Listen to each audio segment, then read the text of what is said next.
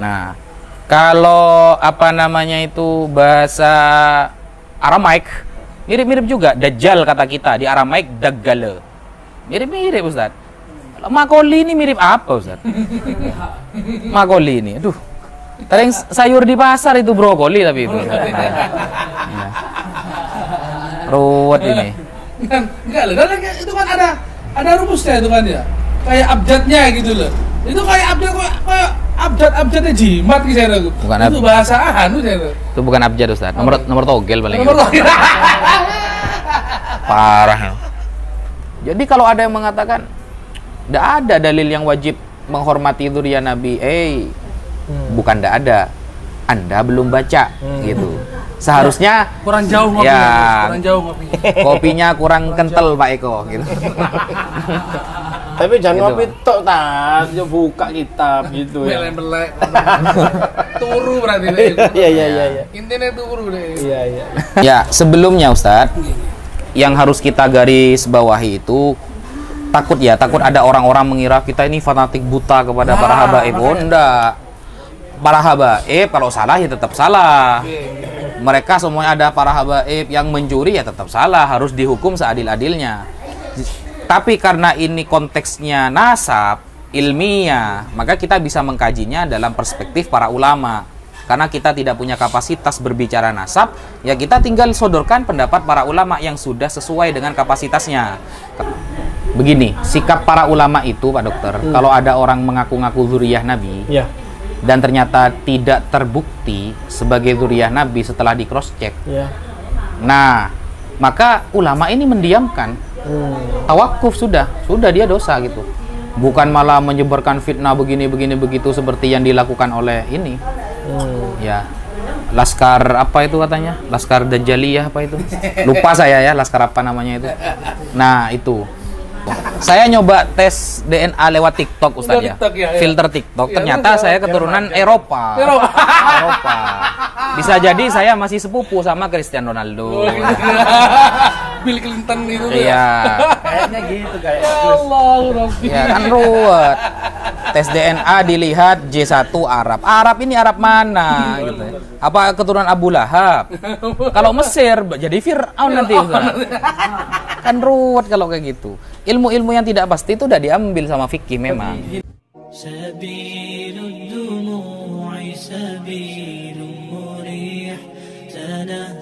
Assalamualaikum warahmatullahi wabarakatuh. Sehingga tidak ada istilah kalau keturunan habaib itu semuanya maksum, terjaga dari dosa. Nggak ada. Kan'an saja anaknya Nabi Nuh ketika tidak ikut kapal, kata jenengan tadi, innahu laisa min ahlik, dia bukan lagi keluargamu wahai Nuh, innahu amalun ghairu soleh, karena dia tidak soleh, tidak mengerjakan apa yang diperintahkan Allah Subhanahu wa ta'ala. Kira-kira begitu Ustaz. Terus apa lagi tadi Ustaz? Kita itu, ada Pak, itu kan kita dianjurkan itu oleh Syekh Abdul Rahman Atibah, itu kan untuk ikut dalam perahu itu. Betul. Maksudnya perahu ini kan jelasnya kan kalau yang nggak ikut perahu itu, berarti kan kayaknya kan sudah di luar garis thariqah kita gitu. Ya. Dan thariqah Ahlussunnah wal Jamaah maksudnya gitu. Betul. Dan sejauh ini tidak bisa kita pungkiri Ustaz, orang-orang yang berpegang teguh kepada Ahlussunnah dari dzurriyyah Rasulullah itu rata-rata Ba'alawi Ustaz. Ba'alawi kan? Ulama-ulama Ba'alawi ini banyak sekali. Dari kalangan Ba'alawi itu banyak sekali. Yang menjadi mufti di Yaman bergelar Jamalul Lail, menjadi mufti di Mekah dan Madinah bergelar Jamalul Lail ada. Menjadi mufti di Yaman ada. Bahkan menjadi ulama di Indonesia banyak banget. Nah, yang benar-benar menjaga Ahlussunnah wal Jamaah banyak gitu. Nah, karena memang mereka ini thariqahnya adalah thariqah yang memang benar-benar sambung sanadnya kepada Rasulullah, maka badainya besar Ustaz. Nah, orang-orang yang tidak ikut beliau, orang-orang keturunan Rasulullah dari kalangan Ba'alawi yang Ahlus Sunnah ya, saya garis bawahi yang Ahlus Sunnah, maka mereka kita lihat dulu apakah mereka tidak ikut karena memiliki thariqah lain sehingga mereka bisa berijtihad, oke. Ya. Atau mereka itu tidak ikut karena menentang. Kalau karena menentang, maka kita berlepas tangan. kita katakan dia itu bisa jadi bukan bagian dari Ahlus Sunnah wal Jamaah. Tapi kalau mungkin karena memiliki ijtihad sendiri, karena sekelas Sayyid Muhammad, Ustaz. Sayyid Muhammad bin Alwi al-Maliki mengakui Ba'alawi. Kita itu levelnya kita mungkin Sayyid Muhammad. Kita bertahun-tahun jadi orang Islam. Ada berapa hadis yang kita hafal sanadnya dari kita sampai Rasulullah? 2 mungkin nggak nyampe, Ustaz. Nah, Sayyid Muhammad setingkat beliau yang terkenal muhaddis saja seperti itu mengakui. Syekh Yasin bin Isa Al-Fadani yang disebut dengan Musnidud Dunya, ahli sanad sedunia itu. Nah, mengakui. Imam Nawawi Banten mengakui. Syekh Hashim Asy'ari mengakui. Apakah mereka tidak lalu didatangi Rasulullah? Kiai Hashim Asy'ari itu bukan keturunan Nabi itu, kamu salah itu. Tidak ada tuh. Dari dulu para ulama yang mimpi Nabi bahwa Ba'alawi bukan keturunan Nabi, yang ada malah Fuad Pleret sama temannya itu. Baru 2023 mereka mimpi Nabi kalau Ba'alawi ternyata bukan keturunan Nabi. Seharusnya yang mimpi itu Syahid Murtado Az-Zabidi, Imam Ibnu Hajar, Sayyid Muhammad bin Alwi al-Maliki, Syekh Yasin bin Isa Al-Fadani, itu seharusnya yang mimpi. Bukan mana temennya Fuad Pleret gitu. Bukan yang malah goyang-goyang gitu ya. Iya. Seharusnya Nabi sudah dari dulu mimpi kepada para ulama, karena kebohongan ini tidak boleh bertahan beribu-ribu tahun. Begitu. Berarti gini, Ustaz. Kalau kita lanjutkan syair tadi kan ada wa amitna fi thariqatihim gitu kan ya. Ya. Berarti kan dalam thariqah ini adalah thariqahnya Ahlul Bait. Iya. Gitu ya? Yang Ahlus Sunnah. Yang Ahlus Sunnah, Ahlus Sunnah wal Jamaah. Di sini kan gini, Ustaz. Ketepatan kan kalau kita memang kalau kita kaji yang ada di Indonesia itu memang dari kalangan Ba'alawi yang betul. Lain sama dengan di Syria macam kan. Kalau di mana di daerah mana ya Allah Rabbi Maroko mungkin ya Maroko itu kan banyak Al-Hasani yang Al-Hasani. Ya. Ini maksudnya yang awak ambil nafi thariqatihim ini kan thariqah yang Ahlul Bait yang memang dzurriyyah ndak mandang bulu berarti Ustaz ya. Ndak mandang bulu, ndak mandang itu Ba'alawi, ndak mandang itu Al-Hasani dan segala macamnya. Pokok yang thariqahnya Ahlussunnah wal Jamaah yang dibawa oleh dzurriyyah Rasulullah. Apakah seperti itu? Iya, betul Ustaz. Karena gini Ustaz. Kalau kata orang Madura, Bismillahirrohmanirrohimnya kita 1000 kali sama dengan 1 kalinya para habaib kan gitu Ustaz. Nah, makanya istidadul ittiba ya. Jadi kita harus benar-benar mengikuti mereka. Fi thariqatihim, di jalan mereka itu memang benar-benar sangat dianjurkan dan sangat diperhatikan. Kenapa? Dan khususnya Ahlussunnah saja, karena di Indonesia sebagian ada yang Syiah Ustaz. Itu yang harus kita hindari, karena sebagian Ba'alawi ada yang terpapar Syiah. Dalam hal ini kita yang menghormati tapi kita tidak boleh taat. Makanya selalu kita garis bawahi yang Ahlus Sunnah. Nah, sehingga betul kata jenengan Ustadz Hakam, kita harus benar-benar mengikuti thariqah mereka. Persis seperti apa yang disampaikan oleh Rasulullah. Apa kata Rasulullah? Khairukum qarni. Paling baiknya kamu di zamanku. Tsummal ladzina yalunahum. Kemudian zaman setelah aku, berarti zaman sahabat. Tsummal ladzina yalunahum, sahabat, tabi'in dan tabi'in. Ya. Kemudian zaman tabi'in. Lah, Ali Zainal Abidin, Musa Al-Kazim, Ja'far bin Muhammad As-Sadiq dan lain sebagainya. Itu kan ada di sini. Tsummal ladzina yalunahum, tsummal ladzina la yalunahum. Tapi kemudian nama mereka diambil oleh orang-orang Syiah, dijadikan imam mereka, seolah-olah imam ini mendukung ajaran Syiah. Padahal tidak seperti itu.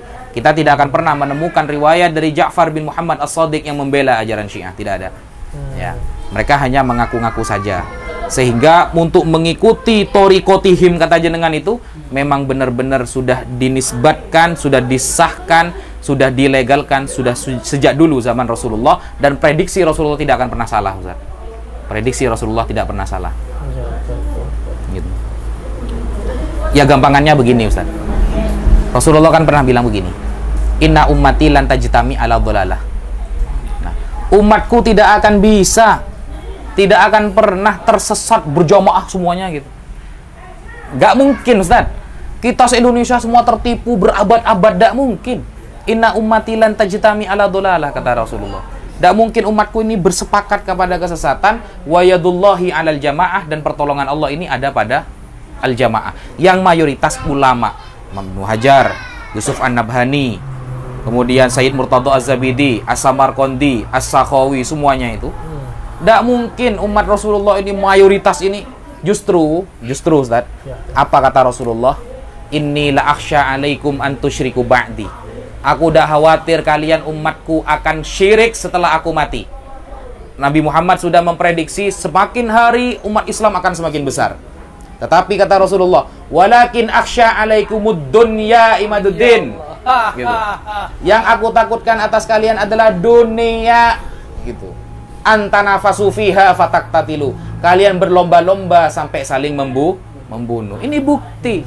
Imaduddin faqad hadamaddin wa ala alihi wa ashabihi wa man tabi'ahum bisu'in ila yaumiddin ini kena dunia, Ustaz.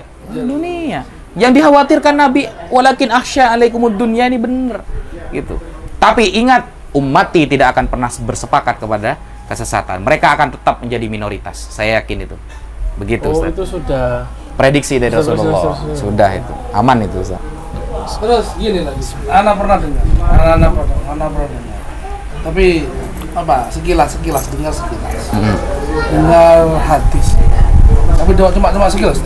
Oke. Itu pada waktu Sayyidatuna Fatimah, pada waktu sebelum nikah sama Sayyidina Ali. Oke. Itu di hadis itu diterangkan bahwasanya malaikat Jibril sudah ngasih tahu kepada Rasulullah. Oke. Bahwasanya mungkin kalau jenengan mungkin dijelaskan hadis itu.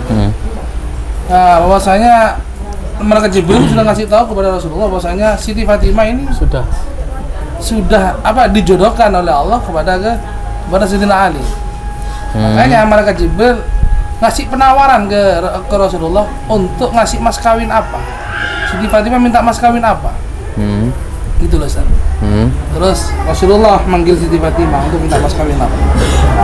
Makanya Rasulullah bilang, "Kalian itu sudah akan dijodohkan oleh Allah kepada Sayyidina Ali, dan Allah menawarkan untuk mas kawin apa yang sampean pinta." Makanya Siti Fatimah bilang, Nabi bilang, apa surga dan isinya atau dunia dan isinya. Terus Siti Fatimah bilang, pada waktu itu kan bilang gini, apakah anak sampean itu seharga itu ya Rasulullah? Nah, anak dengar hadis ini saya terus terang, pada waktu itu anak takut.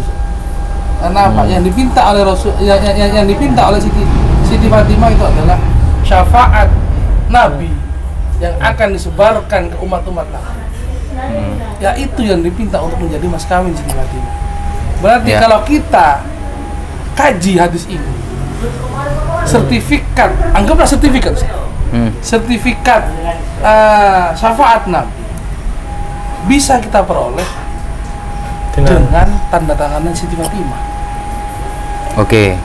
Itu apakah pernah dengar ada seperti itu? Ya, itu masyhur, tapi Al-Fakir tawakuf dengan sanadnya.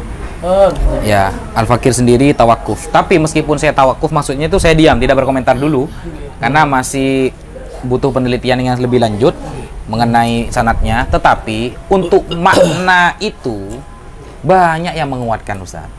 Makna yang tersirat bahwa kita harus menghormati Ahlul Bait Nabi, keturunan Nabi itu ada itu. Meskipun anggaplah ini seumpama dhaif ya, anggaplah dhaif ya. Apakah ada yang lain? Banyak, Ustaz. Contoh, Al-Imam As-Suyuti yang semakna dengan itu. Al-Imam As-Suyuti itu punya kitab namanya Al-Jami As-Shaghir. Ditambahkan Al-Imam Nuruddin Al-Haythami punya kitab namanya Al-Majma' Zawaid. Ada hadis hasan sahih bahwa apa kata Rasulullah, khairukum li ahli min ba'di. Paling baiknya kalian yang paling baik kepada keluargaku setelah aku mati. Bayangkan, Ustaz. Gitu. Yang paling baik kepada keluargaku Ahlul Bait Nabi setelah aku mati, itu titelnya adalah khairukum. Kan semakna dengan riwayat Fatimah, Ustaz. Semakna. Bayangkan, sampai Sayyidina Umar saja ayahnya di nomor 2 kan melihat sahabat Abbas masuk Islam. Saya sobat Abbas itu kan masih anggaplah bukan darah daging Rasulullah. Iya, paman kan?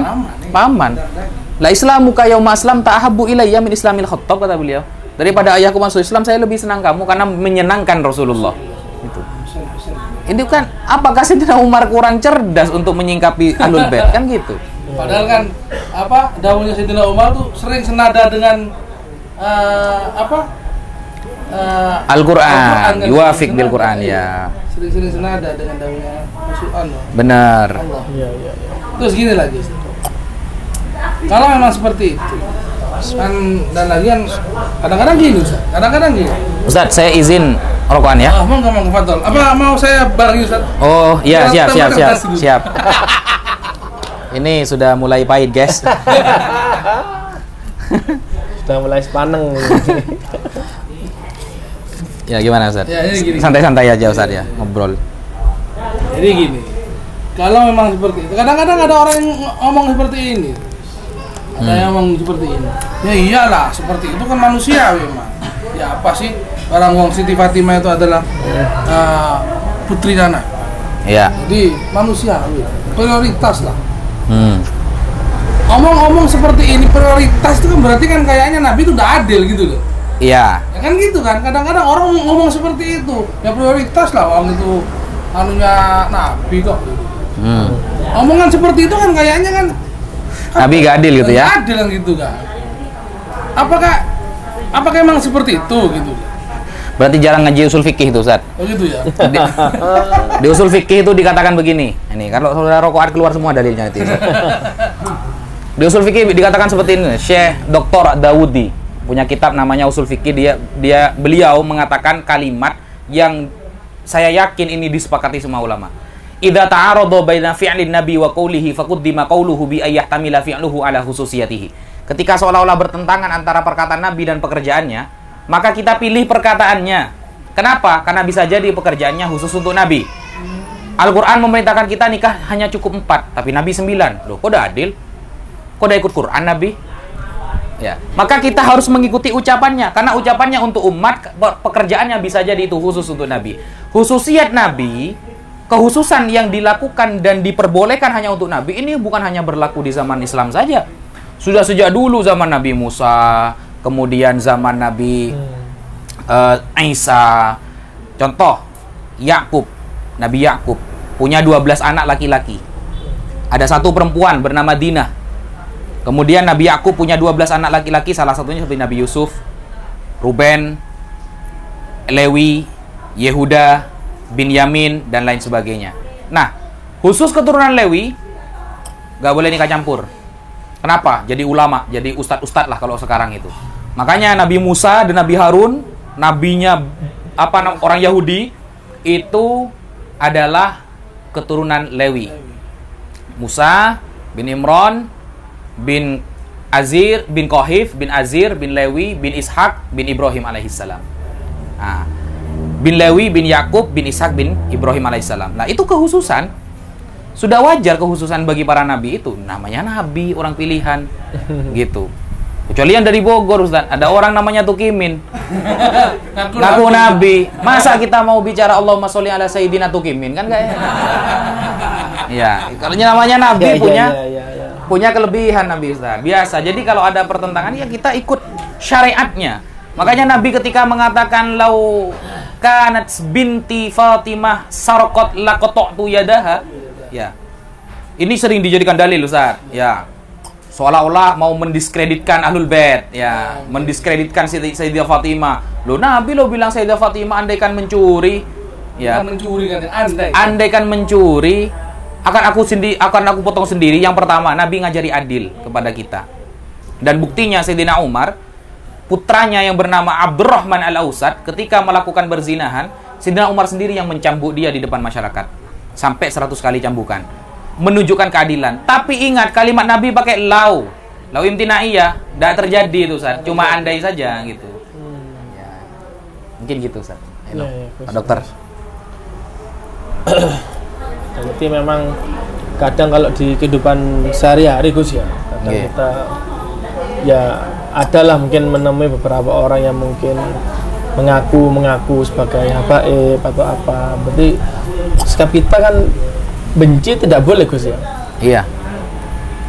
Jadi sikap para ulama itu, Pak Dokter, kalau ada orang-orang yang mengaku keturunan Nabi, mengaku sama ulamanya atau sama masyarakat bahwa saya ini habaib, bahwa saya ini misal seperti itu gitu loh, Gus. Iya, jadi begini, sikap para ulama itu, Pak Dokter, kalau ada orang mengaku-ngaku zuriyah Nabi, dan ternyata tidak terbukti sebagai zuriyah Nabi setelah di cross check, nah maka ulama ini mendiamkan, tawakuf, sudah dia dosa gitu, bukan malah menyebarkan fitnah begini begitu seperti yang dilakukan oleh ini, Laskar apa itu katanya, Laskar Dajjaliyah apa itu, lupa saya ya, Laskar apa namanya itu.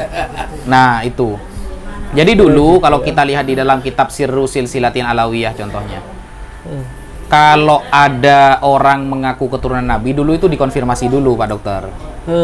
A'anta min Husaini, am min Hasani, am Muhammadi, am Abbasi, am Umari. Kamu ini kalau mengaku keturunan Nabi dari jalur siapa? Hasankah, Husainkah, Abbaskah, Umarkah, atau Muhammadi, Muhammad bin Al-Hanafiyah? Karena Nabi Sayyidina Ali pernah menikah dengan wanita selain Sayyidah Fatimah, punya anak namanya Muhammad bin Al-Hanafiyah, dan beliau salah satu orang yang mensolati sahabat Abdullah bin Abbas ketika wafat. Nah, Muhammad bin Al-Hanafiyah dari jalur mana? Oh, saya mengatakan Husaini. Oh, dari Husain. Kalau dari Husain, falahu aqab. Husain ini punya beberapa keturunan, punya beberapa anak, falahul abna. Kamu dari jalur yang mana? Oh, ana dari Ali Zainal Abidin. Ali Zainal Abidin punya beberapa anak, kamu dari jalur mana? Nah, itu ditanyakan terus sampai ayahnya. Baru kalau dikonfirmasi benar, nah maka dia tercatat sebagai Shahihun Nasab. Nah, Al-Imam Ibnu Inabah punya kitab namanya saya lupa ya nama kitabnya. Imam Ibnu Inabah ini punya kitab tentang nasab. Nah, beliau itu ketika menjelaskan tentang istilah-istilah nasab, ada istilahnya Shahihun Nasab. Apa Shahihun Nasab? Yaitu nasab yang dikonfirmasi oleh semua ulama nasabah, tidak ada perbedaan. Yang kedua ada istilah makbulun nasab, nasab yang diterima. Apa itu? Adalah ma thabata nasabuhu inda ba'din nasabin wa ankaruhu akhar. Ada sebagian ahli nasab mengakui nasabnya, ada sebagian yang menolak. Ketika ada perbedaan pendapat, maka namanya makbulun nasab, nasabnya masih diterima, makbul. Ada yang namanya mardudun nasab. Apa mardudun nasab? Nasab yang tertolak adalah manidda'a ila qabilah wa lam yakun minhum thumma alimu tilkal qabilah bibutlanihi. Nah, ada orang-orang contohnya ngaku Ba'alawi, ternyata Ba'alawi yang lain menolak dia. Maka kasusnya ketika seperti ini, fasara hukmuhu indan nasaba annahu mardudun nasab. Maka hal yang seperti ini namanya nasabnya tertolak. Ada yang namanya majhulun nasab. Istilahnya, apa majhulun nasab? Dia masyhur sebagai dzurriyyah Nabi, tetapi di cross check tidak diketahui. Maka namanya majhulun nasab. Nah, ilmu-ilmu seperti ini tuh kan ada di kitab-kitab nasab itu. Ada semua. Sehingga bagi orang yang belajar biasanya lebih bijaksana untuk mengomentari dan menyingkapi apa yang terjadi pada saat ini. Gitu kira-kira Ustaz. Mungkin Gus, kalau mungkin masalah tadi ya, mungkin kita harus banyak membaca ya, kita harus literasi dengan kitab-kitab. Nah itu mungkin masukan juga untuk saya Ustaz Hakam, bagaimana caranya biar kita itu memastikan bahwa bahwa ini memang berkesinambungan, ini mutawatir. Itu gimana Gus? Mungkin secara singkat lah. Triknya memang harus mungkin ada mungkin yang belajarnya mungkin terus setengah-setengah akhirnya seperti itu gitu loh Gus. Jadi mungkin ini juga masukan buat para santri juga ya, bagaimana caranya kita bisa mendapatkan ilmu itu memang secara step by stepnya kan begitu Gus ya. Benar. Sambung menyambung sehingga apa yang kita sampaikan mungkin ketika kita berargumen itu juga benar-benar mantap gitu Gus. Nah itu menurut jenengan seperti apa sih sebetulnya mungkin gambaran di untuk menjaga iman dan akidah kita ya, iya, terutama ya. karena mungkin kan kitab itu mungkin kan banyak kan begitu Gus ya, karangan ini banyak. Nah itu supaya polemik-polemik seperti ini yang ternyata Nabi sudah di kitab yang istilahnya sudah tadi yang sudah mungkin jenengan sampaikan sudah ada lah di ujung sana bahwa Nabi sudah menyampaikan hal itu, kan tinggal kita sekarang harus yakin kan gitu Gus ya. Ya. Ada saja kadang kan yang itu enggak nyambung, syaratnya terputus, enggak mutawatir. Nah, itu gimana? Ya, itulah Ustadz. Jadi sahabat Abdullah bin Mas'ud itu kan pernah mengatakan begini. Manistanna falyastanna biman qad mata. Kalau mau ikut ulama yang sudah wafat. Kenapa? Karena yang masih hidup belum aman dari fitnah. Kita kalau sudah ikut ulama yang sudah wafat, kayak Hasyim Asy'ari, Said Murtadha Az-Zabidi, Imam Ibnu Hajar Al-Haytami, Yusuf Ad-Nabhani dan lain sebagainya itu aman, Ustaz. Aman. Jadi itu Gus ya. Ada itu perkataan salah satu timnya Imaduddin Qori itu pernah bilang, ya kita harus ikuti ulama yang masih hidup. Andaikan saya disuruh milih nih antara Ki Hasyim Asy'ari atau Ki Imad, saya milih Ki Imad katanya. Karena Ki Hasyim Asy'ari itu sudah wafat. Kita kan nah ini gue nanya kan, nah ini ternyata memang ada gitu loh. Harus ikut Ki Imad lah gitu. Kan gimana? apa namanya itu? Ki Hasyim Asy'ari sudah wafat. Kita kan interaksinya sama ulama yang hidup. Ini menentang perkataan sahabat Abdullah bin Mas'ud. Sahabat Abdullah bin Mas'ud itu sudah jelas itu, manistanna falyastanna biman qad mata. Ya, kalau mau ikut ulama ya ikut ulama yang sudah wafat karena mereka sudah aman dari fitnah. Gitu. Dan ikutlah yang mayoritas. Nah, itu Nggak akan tergiur dengan uang udah ya. Kalau sudah meninggalkan seperti itu. Nah, umat main sama dengan imat ya. Nah, betul. Di Al-Quran kan sudah jelas Ustadz, kuntum khairu ummatin ukhrijat linnas ta'muruna bil ma'ruf wa tanhauna 'anil munkar. Umat Islam ini dulu Allah itu memilih Bani Israel sebagai umat pilihan. Allah dengan tegas mengatakan dulu, ya Bani Israel ulkuru ni'mati allati an'amtu 'alaikum wa anni faddaltukum 'alal 'alamin. Dulu Bani Israel menjadi umat pilihan. Ketika Bani Israel gagal membawa dan mengajarkan apa yang telah disampaikan oleh para nabi Bani Israel, maka Allah memberikan umat setelahnya yang lebih baik, yaitu umat Islam. Maka Al-Quran sudah mengatakan innama yakhshallahu min ibadihi al-ulama. Yang benar-benar takut kepada Allah ini para ulama. Ulama ini ada dua, ada ulama ud-dunya, adalah ulama ul-akhirah. Nah, ulama dunia adalah ulama-ulama yang nilai-nilai akhirat dia jual dengan dunia.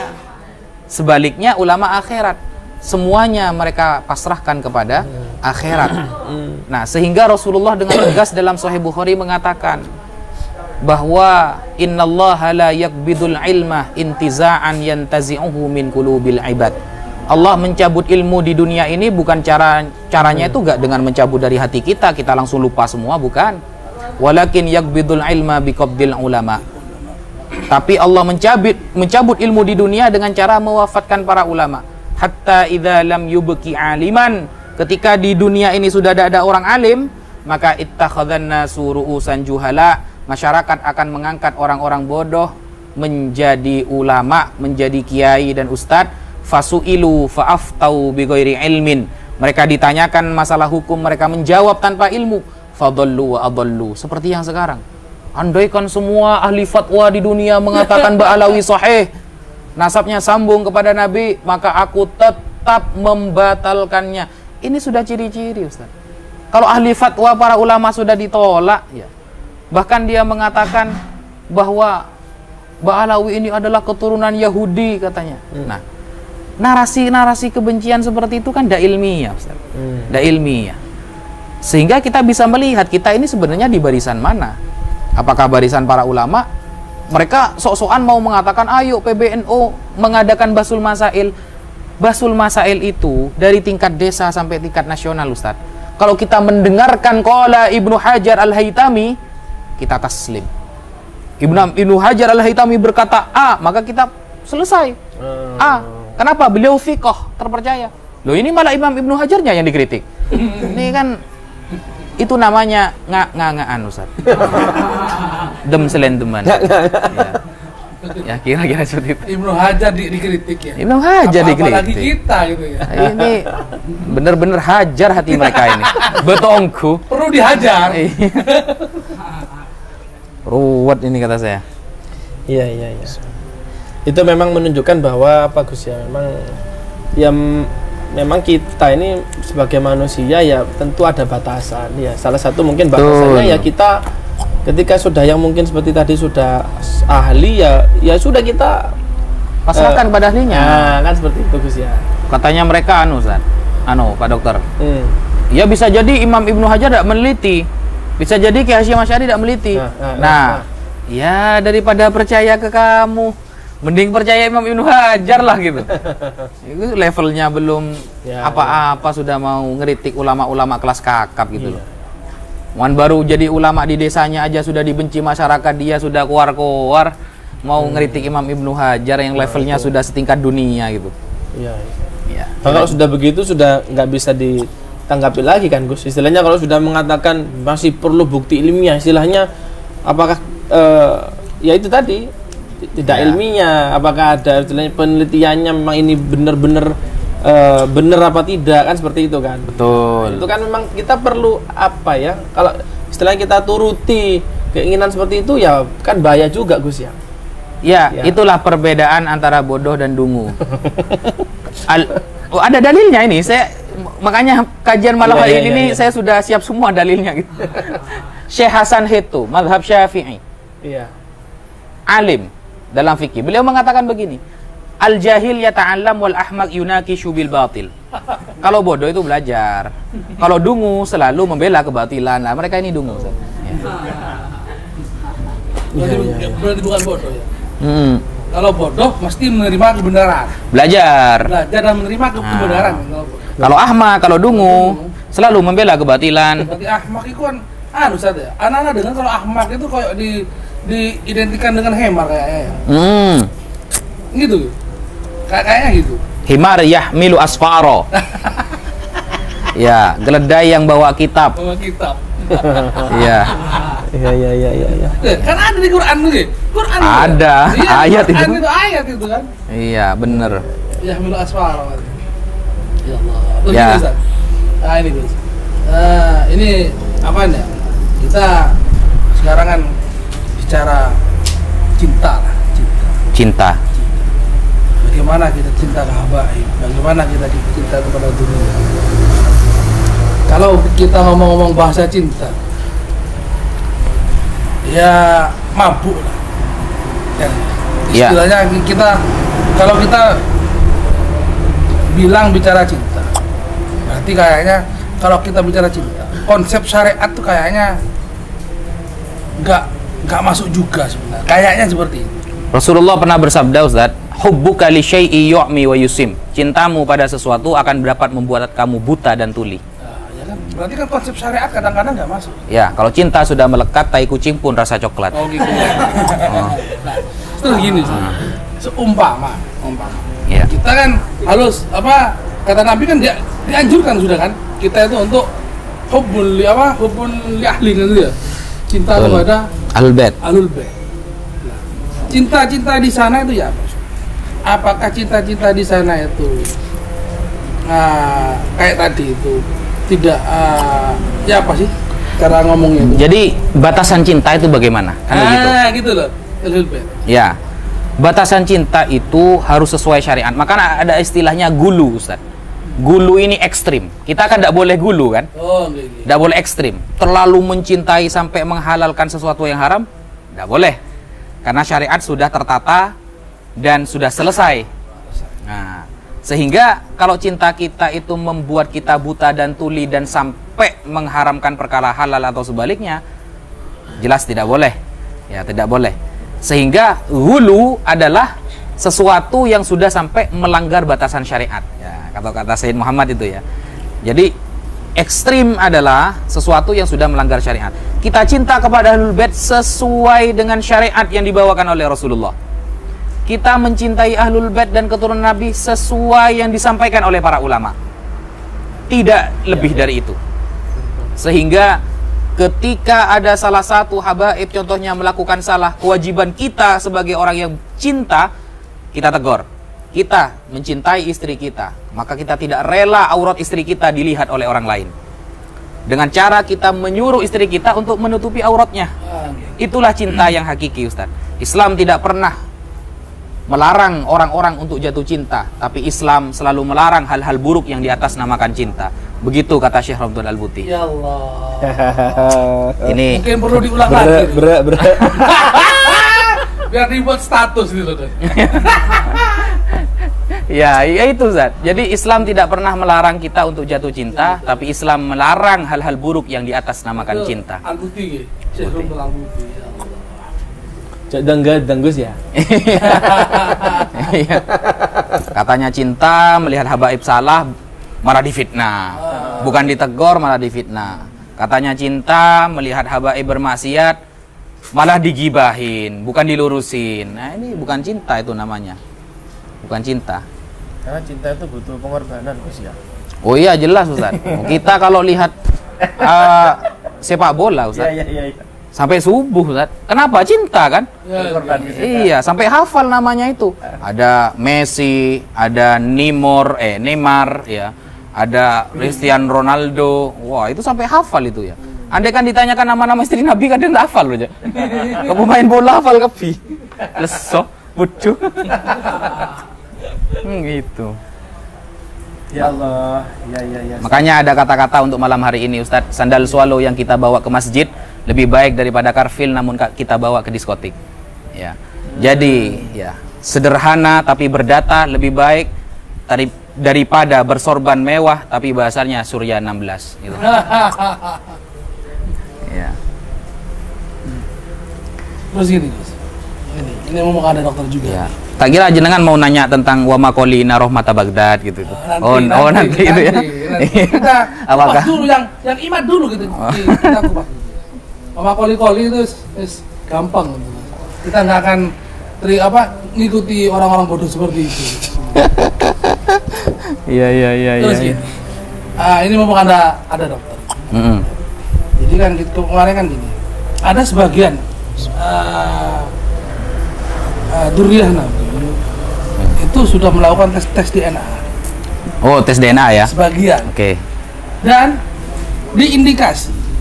ada indikasi bahwasanya memang ada apa namanya itu yang ada turunan-turunan dari Yahudi. Nah, sedangkan kemarin kita ngomong-ngomong sama teman-teman masalah tes DNA ini.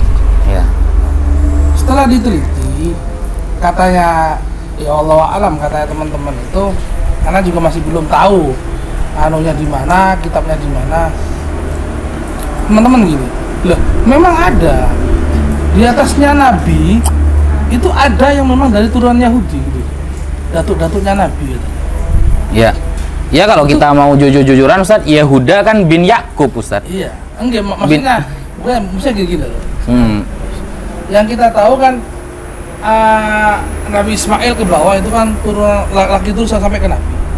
Itu enggak ada sempalan katanya. Sempalan itu di mana gitu loh. Itu ada istrinya dari siapa? Itu memang dari kalangan Bani Israel dari gitu ya. Bani Israel, perempuan.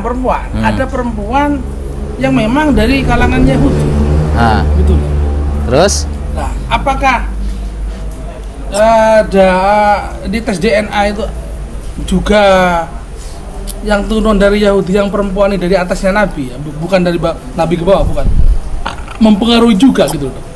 Itu kan sudah 7 turunan. Iya. Apa di atas 7 turunan segala macam. Untuk tes DNA sendiri Ustaz, itu sudah ada Majma' Fiqhil Islami ya. Ada Kongres Fikih Islam pada tahun 2010 yang di sana dihadiri oleh para ulama juga yang pakar. Itu bukan para ulama salaf Ustaz, khalaf yang baru-baru saja. Zamannya siapa? Yang ngarang kitab Fiqhul Islami wa Adillatuh, Syekh Wahbah Az-Zuhaili. Nah, di zaman beliau bahwa tes DNA ini kalau bagi orang yang nasabnya sudah ditetapkan oleh ahli nasab tidak boleh hukumnya Ustaz. Mengandalkan atau membawa-bawa tes DNA kepada orang yang nasabnya sudah diithbat oleh ulama nasab itu tidak boleh. Nah, kemudian tes DNA sendiri maksimal kan katanya sih itu pun masih meragukan. Hanya maksimal batas 5 keturunan. Itu pun kan sulit, Ustaz. Jadi ilmu-ilmu yang tidak pasti itu tidak diterima oleh fikih. Makanya fikih ini adalah suatu ilmu yang menyampaikan kita kepada dhon kan. Dhon ini berarti kan keyakinan 80 sampai 90%. Nah, DNA ini jangankan 80, 50-50 aja nggak masuk, Ustaz. Buktinya saya dibuat tes DNA di Facebook, Gus. Turunan Amerika. Iya. 90% turunan Amerika gitu, 10% turunan Cina. Iya. Nggak ada konde gitu deh. Ya itu. Saya nyoba tes DNA lewat TikTok, Ustaz ya. TikTok, ya. Filter TikTok. Ya, Ternyata terus saya keturunan Eropa. Eropa. Bisa jadi saya masih sepupu sama Cristiano Ronaldo. Bill Clinton gitu. Iya. Kayaknya gitu kayak. Allah, Rabbi. Ya kan ruwet. Tes DNA dilihat J1 Arab. Arab ini Arab mana gitu. Apa keturunan Abu Lahab? Kalau Mesir jadi Fir'aun nanti, Ustaz. Kan ruwet kalau kayak gitu. Ilmu-ilmu yang tidak pasti itu udah diambil sama fikih memang. Gini Gus, memang benar kan, memang sudah difikskan dengan ulama ahli nasab, memang tes DNA sih memang sebetulnya untuk menganggap keturunan atau bukan, ya memang menurut saya pribadi Gus, memang nggak bisa, karena kan jenengan kan dokter ya. DNA ini kan tidak bisa, dia tidak mengetahui apakah yang namanya keturunan, setahu saya kan harus jelas hubungan nikah Gus ya. Iya. Betul ya. Kalau misalnya memang ternyata dia tes DNA tapi kalau ternyata misal luar nikah kan juga bukan keturunan Gus ya. Iya. Makanya mungkin tidak bisa memang DNA ini gitu loh. Dan mungkin untuk mengambil samplingnya sampai ke situ memang sulit gitu loh. Itu jenengan sebagai dokter ini ya. Ini dokter ya teman-teman ya. Saya tidak ikut-ikut ya. Iya. Kalau kita kan taunya secara dalail ya, secara adillah. Memang secara ilmu kedokteran katanya sih dok, setelah saya pelajari, makanan dan kita hidup di mana itu mempengaruhi katanya sampel DNA itu. Seperti protein semuanya. Ya kalau setiap hari makannya nasi jagung Ustaz. Ya. Ya tes DNA-nya keluarannya M, Madura gitu. Ya. Kan gitu kan. Kalau makannya nasi kebuli terus gitu. Arab mungkin ya. Arabnya Arab maklum nanti ya.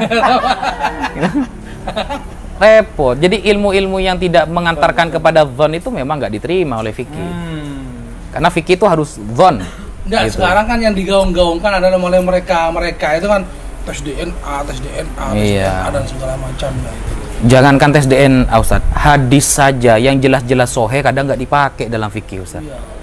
Karena harus butuh pemahaman para ulama yang kapasitasnya memadai. Hadis kadang nggak dipakai, apalagi cuma tes DNA gitu loh. Kan gabrul mereka itu Ustaz. Ya Allah. Ini sudah 2 jam lebih Ustaz.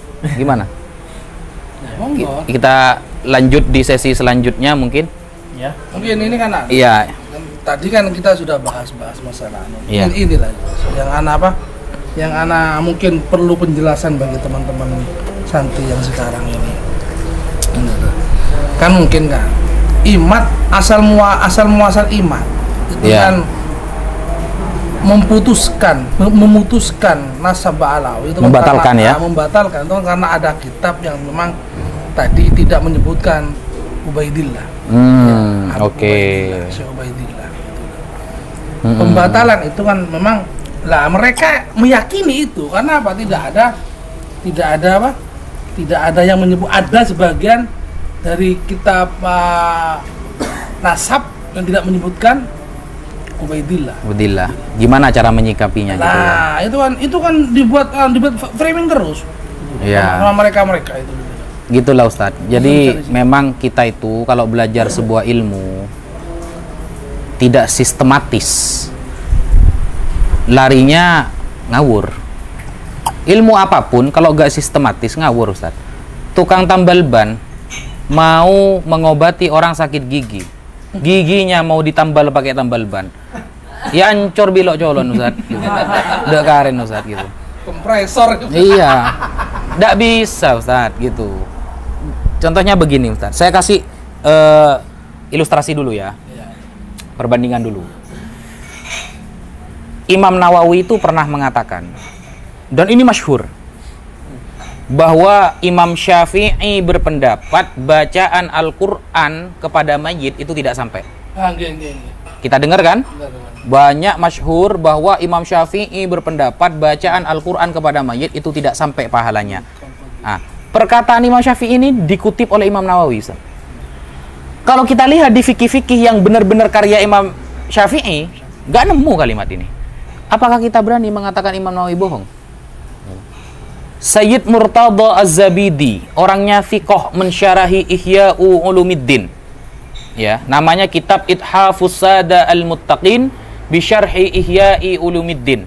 Beliau mengatakan bahwa Al-Ubaidili atau Al-Ubaidili yang hidup pada abad keempat atau kelima itu mengatakan bahwa anaknya Ahmad bin Isa Ar-Rumi An-Naqib itu ada yang bernama Ubaidullah atau Abdullah. Kita cek nih, seumpama kitab-kitab Ubaidili, gak ada nih. Apakah kita berani mengatakan Sayyid Murtada Az-Zabidi bohong? Ya. Sama seperti kasus tadi. Imam Nawawi mengutip perkataan Imam Syafi'i, bacaan Al-Quran tidak sampai kepada mayit. Kita lihat di kitab-kitabnya Imam Syafi'i. Kok tidak ada? Apakah Imam Nawawi bohong? Kan begitu. Kan konsepnya tidak seperti itu. Ini sebelum kita jawab manuskripnya ya. Nah, ilmu kalau sudah gak sistematis, itu akan ngawur. Makanya para ulama dalam kaifiyatu itsbatin nasab, contohnya kitab yang salah satu metodenya dipakai oleh Imaduddin ini adalah kitab Al-Muqibun yang ditulis oleh Sayyid Mahdi Ar-Raja'i.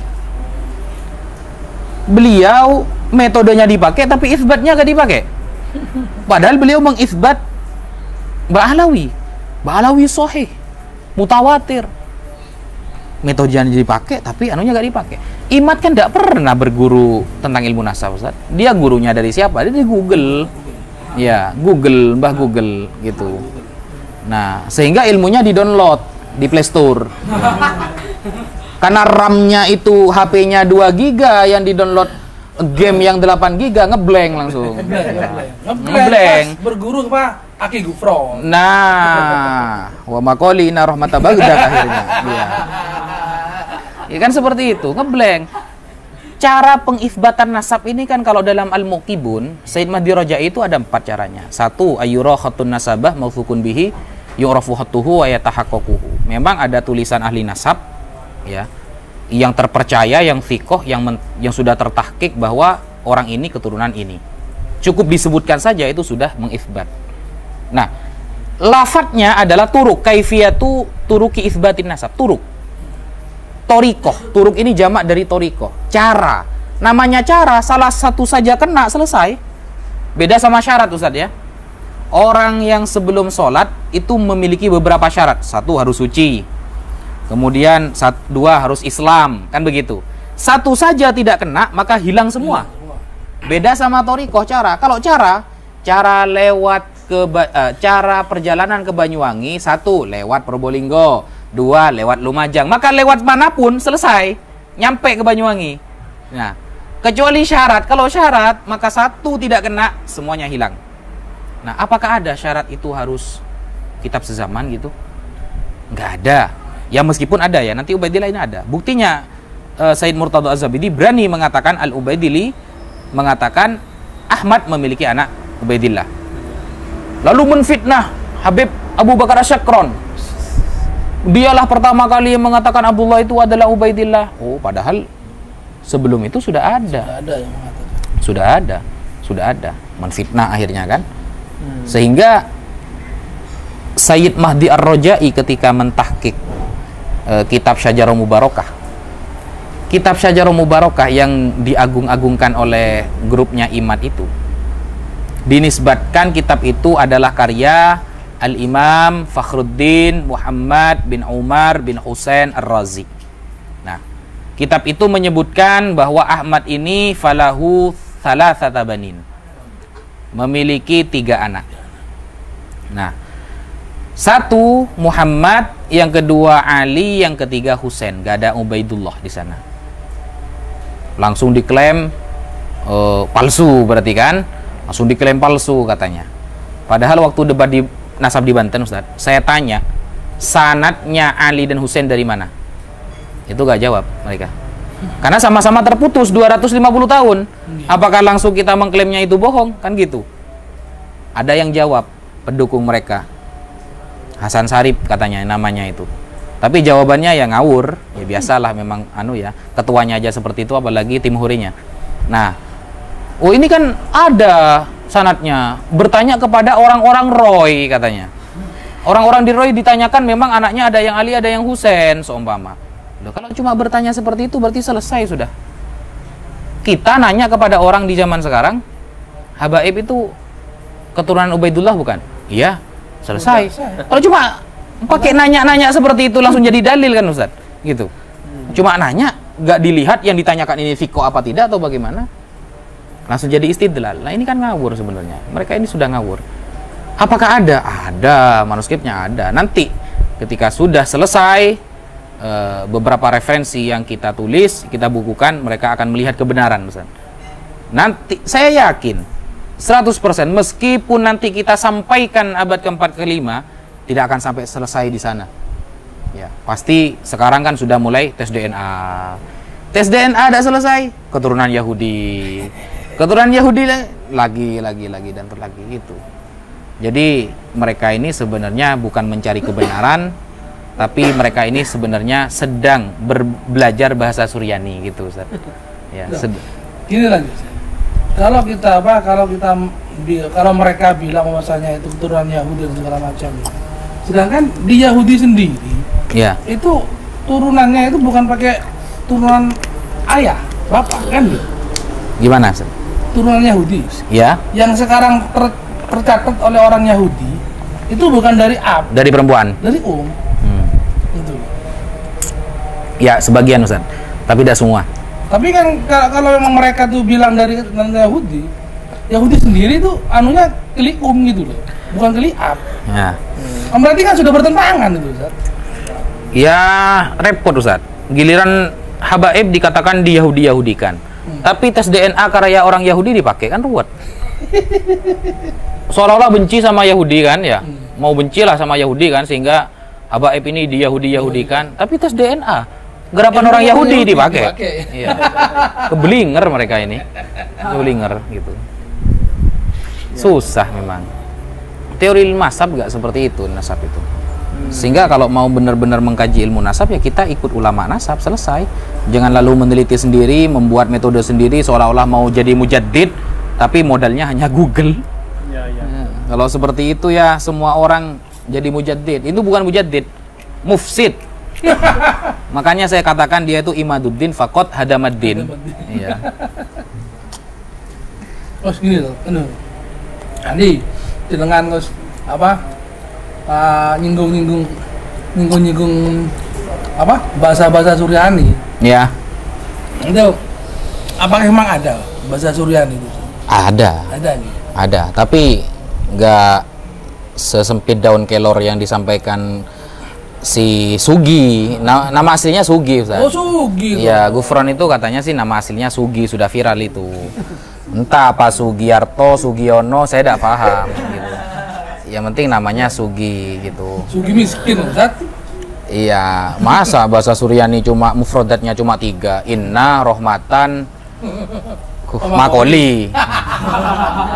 Makoli. Apa Makoli ini kata saya. Nah, itu kalau saya pernah dengar Ustaz, mungkin kalau saya pernah dengar, mungkin bisa diluruskan. Bahasa-bahasa Suryani itu bahasa-bahasanya Nabi Sis katanya. Pernah dengar seperti itu? Iya. Ada yang mengatakan seperti itu. Nabi Sis. Pada zamannya Nabi Sis. Putranya Nabi Adam. Nah, itu makanya banyak Jabroil, Kasfayail. Ya, semacam itu. Iya. Coba cari yang Makoli ada apa enggak? Sampai kiamat gak ada itu. Gak ada. Iya. Saya punya gitu loh. Sampai Dajjal keluar 2 kali gak ada itu. Gak ada. Bukan 2 kali. Mungkin gitu. Mungkin itu butuh penjelasan. Jadi bahasa Suryani itu kalau gini aja. Kalau menurut saya gini. Di bahasa Injil saja. Bahasa Injil itu kan bahasanya bahasa Aramaik ya. Ada Ibrani juga ya. Ibrani itu Taurat. Taurat ya. Itu sudah tidak terdeteksi dari sekarang. Nah, Iya. nggak ada yang make gitu loh. Iya. Kok ini bahasa Suryani, bahasa yang di atasnya Taurat, bahasa yang di atasnya Injil. Itu Kalau kok Ibrani meskipun gak ada yang make masih tercatat, Ustaz. Tercatat. Iya, ya Suryani juga sebenarnya juga bisa dipelajari, tapi kan gak ada yang make memang. Yang make hanya sebagian kecil saja. Kayak Ibrani. Ibrani itu mirip-mirip Islam, Ustaz. Mirip-mirip bahasa Arab ya. Ukhtun akhot kalau di Ibrani. Ukhtun kalau kata kita saudara perempuan akhot. Kalau akhun itu dan lafaz-lafaznya juga sama, alif, dalet gitu. Mirip-mirip karena serumpun dengan bahasa Arab. Nah, kalau apa namanya itu bahasa Aramaik mirip-mirip juga. Dajjal kata kita di Aramaik daggale. Mirip-mirip, Ustaz. Kalau makoli ini mirip apa, Ustaz? Makoli ini, aduh. Tadi yang sayur di pasar itu brokoli tapi itu. Ya. Ruwet ini. Enggak loh, itu kan ada rumusnya itu kan ya. Kayak abjadnya gitu loh. Itu kayak abjadnya jimat gitu ya. Bukan itu bahasa anu saya. Itu bukan abjad, Ustaz. Nomor togel paling. Nomor Itu. Parah. Masa Ya Allah. ruwet. Ruwet. Ya apa, Dokter? Mungkin Ustaz. Ya. Sekarang dari apa kesimpulannya gitu. Kesimpulan. Nah, di sini alhamdulillah closing statement dari kita bahwa hanya satu cara agar kita selamat dari akidah yang tidak benar dan selamat dari fitnah di akhir zaman. Sebenarnya untuk closing statement ini saya ingin menyampaikan sabda terakhir dari Rasulullah SAW. Bukan sabda terakhir ya, maksudnya sabda yang pernah disampaikan oleh Rasulullah. Kata Rasulullah, latunqadhanna ural islami urwatan. Sungguh ajaran Islam ini akan diputus satu demi satu. Fakullama intaqadat urwatun, ketika sudah ada satu ajaran yang diputus, tashabbathan nasu billati taliha. Orang-orang akan berkasak kusuk untuk memutus ajaran selanjutnya. Awwaluhunna naqdul hukum. Yang pertama kali diputus adalah cara berhukum dengan hukum Allah. Sekarang tidak kita temukan negara-negara yang sudah mulai konsisten dengan hukum Allah.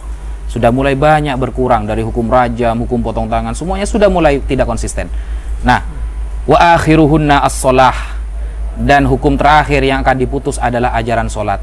Termasuk ajaran sekarang yang akan diputus oleh orang-orang dan bahkan sudah disebarkan dan diputus adalah ajaran mencintai ahlul bait Nabi, ajaran mencintai keturunan Rasulullah SAW sudah mulai diputus oleh orang-orang ini.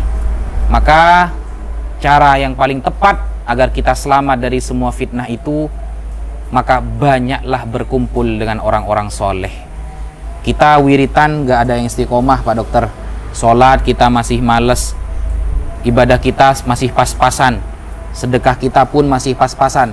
Maka cara terakhir agar kita selamat adalah sering-seringlah berkumpul dengan orang soleh. Imam Sufyan bin Uyainah mengatakan, zikru sholihin tanzilur rahmah. Kita bercerita tentang orang soleh saja bisa menurunkan rahmat, apalagi kenal dengan orang soleh, apalagi kumpul ya. Makanya jangan jauh-jauh dari orang soleh, karena fitnah sekarang sangat berbahaya. Dan saking dari bahayanya sampai bisa mengeluarkan kita dari agama Islam menjadi orang yang kafir. Na'udzubillahi min dzalik. Mungkin sekian dari Al-Fakir, kurang lebihnya Al-Fakir mohon maaf. Walafu minkum. Wassalamualaikum warahmatullahi taala wabarakatuh.